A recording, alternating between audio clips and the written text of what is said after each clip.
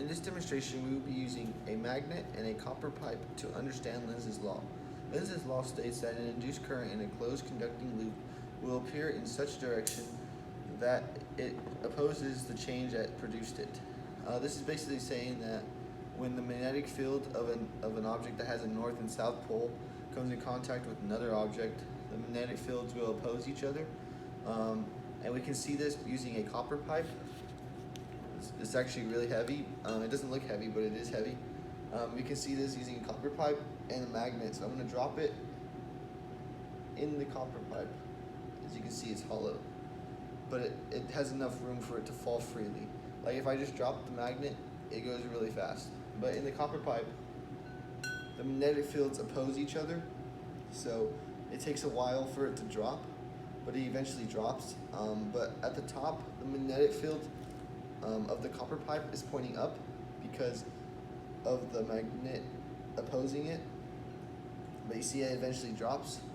But like I said, the magnetic field at the top of the copper pipe is pointing up because the magnetic field of the magnet is pointing down, so it's opposing each other. So if we wanted to calculate the induced current, we know that by the right-hand rule, if we take our thumb and point it in the magnetic field direction, which is pointing up for the copper pipe, we can see that going to the left will be the current. And if we point it downwards on the bottom, since on the bottom there's an induced current going to the right because the magnetic field of the copper pipe is pointing down. This is basically saying that we can use Faraday's law, which is right here, to calculate the induced current in each direction and figure out what is causing the magnetic fields to oppose each other.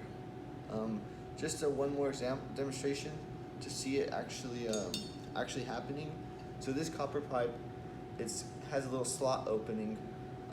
It's going to be a little faster because the whole copper pipe's not fully enclosed, but we can see that if we flip it, the magnet and the copper pipe, it just opposes each other and it goes slow.